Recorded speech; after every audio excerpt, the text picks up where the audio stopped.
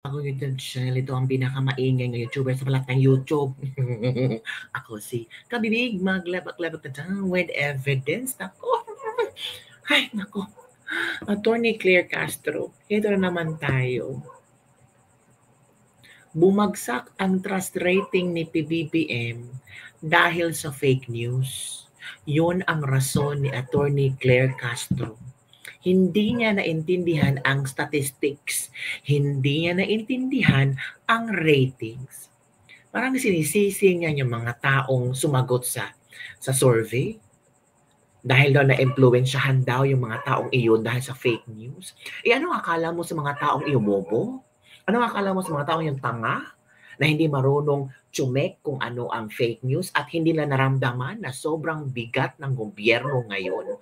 Wow, Claire Castro, naging undersecretary ka na ngayon. Feeling mo ang gaan-gaan ng buhay. Ako hindi magaan ang buhay namin mga pobre. Hirap na hirap kami sa araw-araw maghanap na kung ano ang pwede namin gawin para mabuhay.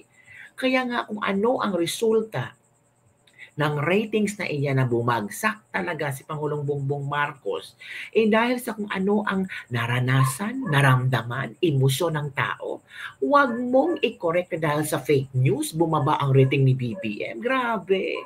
Talaga ba, Claire Castro? Gano'n na ba kabobo ang tao, katanga ang tao na hindi marunong kumilatis kung ano ang fake news? Nako. Ay, nako. Ang hirap talagang ipagtanggol si BBM, no? Mahirap talaga, Claire Castro, ipagtanggol si BBM. Pero kung mataas ang ratings, masabihin mong hindi fake news. Masabihin nyo, yan ang resulta na kung gaano kamahal ni BBM at naramdaman ng mga tao kung ano ang programa ng gobyerno. Ang tanong, bumaba nga. Ang tanong, naramdaman ba ng tao ang programa ni BBM? Naramdaman ba ng tao si BBM? Yun ang dapat yung hanapin ang solusyon. So ito kabibig, si Claire Castro, sa isang interview, nagpa-press con agad, oy. Grabe si Madam Claire, parang natatawa talaga ako ni Madam Claire, mga kabibig. Ito kabibig ha, ito na. Survey na nagpapakita na malaki po yung ibinaba ng approval at trust ratings ni President Marcos. How concerning is ha, approval and trust rating ang bumaba. Grabe. This for the President? Nalaman po natin na ang respondents dito ay 2,400. Oh, what's the problem with 2,400? Problema ba yung respondents na 2,400? Bakit? Yung 2,400, mga kabibig, may boses din yun. Huwag mong malaitin ang 2,400. Di ba? So, sa 2,400, hindi naman po ito nagre-reflect ng sentimiento ng kabuuang more than 100 million people or Filipinos. Wala. So, anong gusto mo? I-survey yung more than 100 million para malaman mo talaga na kung gusto ba nila si BBM at hindi. Ano? Oh my goodness. Grabe. In the country. Kaya nga may mga research, may mga statistician na ito lang yung scope of the study natin, ito lang yung respondents natin, at may resulta sila, at may interpretation, at data analysis. Pero itong 2,400, minaliit mo lang, tapos hindi daw ito ang kabuuan na 100 million na Pilipino. Wow, Claire Castro. Goodness. Sumasalamin din po ito sa impluensya ng mga fake news na nagkakalat. Grabe, fake news na naman ang rason. So bumaba ang trust rating, approval rating ni BBM, fake news, dahil sa fake news. So sinisisi nyo ang fake news. In fairness, hindi si Duterte ang sinisisi nyo ngayon. Kasi every now and then, palaging Duterte ang bukang bibig ni Claire Castro. Ngayon, ang fake news na naman ang kailang sinisisi. Huwag naman pong ganyan. Mahirap bang tanggapin na talagang walang kaamor-amor na si BBM? Hindi na kapanipaniwala at hindi na approve ng mga tao ang ginagawa ni BBM ngayon. So, kung ang mga tao man na ito ay nagbigay ng kanilang mga opinyon, maharahil ay bunga ito ng mga fake news. Wow. At kung ito man ay totoong nagkaroon ng pagsagot,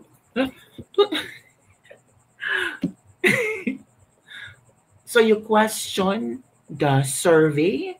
Kasi kung totoo man na may yung pagsagot, bakit? Grabe naman si Claire Castro mag-explain. Hindi ko mag-gets yung pino-point out mo. Ano bang gusto mong ipalusot, Day? O nasabi mo na fake news, tapos mag-explain ka pa furthermore.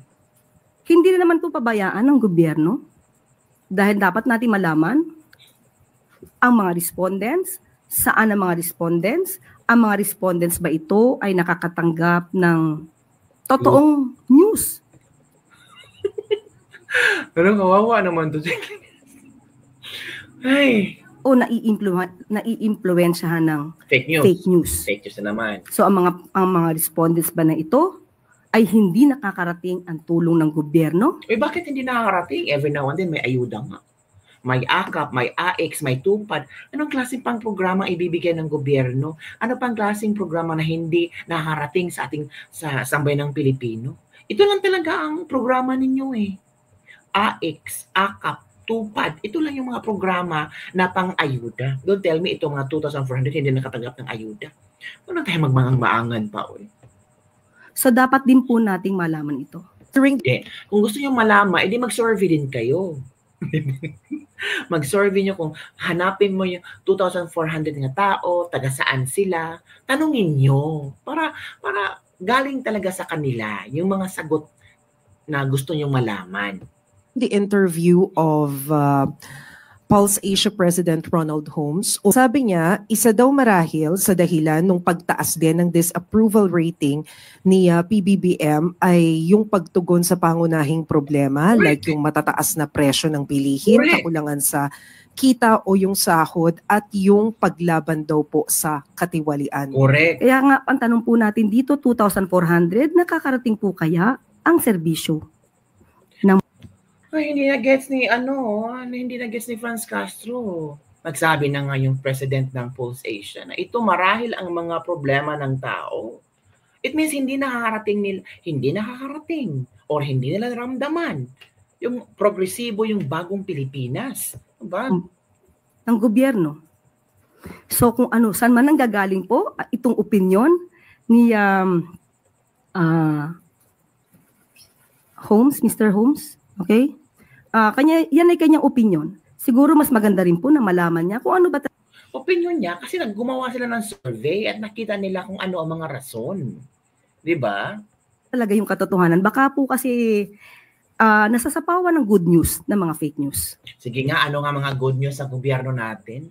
Dapat sana, kung magpa-press ko si Claire Castro, puro good news ang ibibigay sa gobyerno para malaman ng mga tao.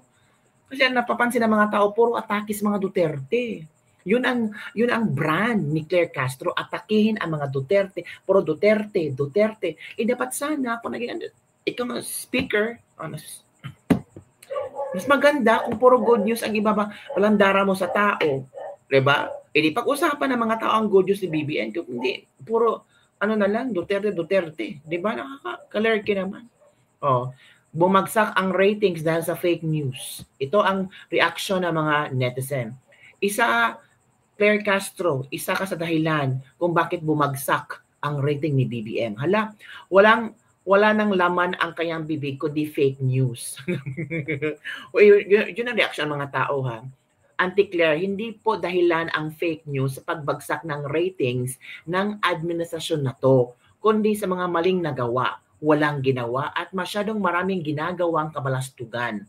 Lalong po't ang mga taga-parating kabugukan din po. Kaya mas lalong lumagapak. Feel nyo po? Isa ka sa dahilan kung bakit nawalan kami ng tiwala sa gobyerno. Naku, dapat malaman ito ni BBM. Sentimiento ito ng mga netizen na isa si Claire Castro na main reason kung bakit nawalan tiwala ang mga tao sa gobyerno. Ito pa, you don't have to eat the whole cake just to describe its taste. Research and surveys are not like that. Diba? Ito pa, wala ka namang alam kung hindi fake news. Tunay na balita, ginagawa nyo pang fake news. Mapatakpan lang amo mo. Diba? Mahirap pala pag puro bangag ang mga nasa Malacanang. Pero if survey is pabor sa kanila, di niya na-mention ang mga numbers of respondents. Pero pag hindi pabor nila, hinahanap nila ang number of respondents. Madam, mag-aral po kayo. Alam mo po ba ang subject na statistics? Oh, grabe. Uy, grabe naman. Huwag naman po kayong ganyan kay kay Claire Castro. Wala nang alam si Claire Castro sa statistics. Mag-study po kayo man, which is true naman, 'di ba? Ay, nako, Claire Castro, paano 'yan? 'Di ba? Sabi ni Sas, Claire Castro doesn't understand statistics. Mahirap, 'di ba? Ito pa, if the 2,400 did not receive the services, so what kind of service are they doing? Oo nga no. Basta if it's not favorable to them, fake news niyan. Ito pa, she does. Pero they clearly instructed to lie at lusutan, thinking it's still 1990s. I love seeing them na nagsinungaling at nagpapalusot. I love how those words coming sa marumi nilang bibig. Sarap na makita silang ganyan. Mas lalong nababadrip yung tao sa ganyan. Wait until May 12. Yun ha? Yun ang mga komento ng iilang mga netizen yun na parang she's literally a spin doctor. Given the circumstances such as numbers of respondents, this opinion, Ms. Castro, is likewise applicable to other surveys which yielded favorable results to the admin candidates. Grabe ka, bobo. Sabi, the Palace stand-up comedian. It's a simple logic naman. Alangan naman buong 100 million plus Filipinos isurvey nila. Kaya nga may formula yan to get the average assumption of the test given to get the answer or any question asked during the survey. O, diba? If it works this way, she scratched her back and she still scratches her back in the front of the mirror. Fake news is the best alibi by auntie. Dawat-dawat na lang kun. Di ba mga kabibing? Mahirap pag walang alam sa statistics. Kahit ano lang gagawin. Gaslighter of the century. Surveys work based on statistical sampling. If the sample is random and representative, a sample of about 1,200 to 2,000 people is typically enough to estimate public opinion in a population as large as 116 million with a margin of error of plus minus 3 to 3% at a 95% confidence level. That's the basic of statistical principle, Madam Mema Anticlaire. Wala. Ito pa. You don't need to ask every single Filipino in the whole country to know the exact number. 2,400 respondents are enough number. If you are doing scientific and mathematical surveys, Claire doesn't know how probability and statistics works. Hala, wala na. Hirap. Hirap na hirap si Claire Castro. Idepende sa si BBM. So ito pang ibang mga, hindi na bothered si BBM kabibig. Oh, walang pakialam si BBM na bumagsak ang kanyang ratings. Oh, ito ang sabi ni Madam Claire Castro. Ganito tayo, go Madam Claire. Hindi po nabahala ang Pangulo sa anumang rating sa survey. Sabi natin. Dito lang tayo na, hindi na bahala. My God, ang taong bayan na ang nagpabagsak sa trust rating and approval rating ni BBM. Hindi siya nababahala, so wala siyang pakialam sa bayan ng Pilipino. Wala siyang pakialam kung ano ang hinanaing ng bawat Pilipino. Wow! So ganun pala kayo maglaro, ganun pala kayo gumawa sa gobyerno natin. Hala ka, Claire Castro. So, ibig sabihin, Claire Castro, si BBM walang pakialam sa Pilipino. Diba?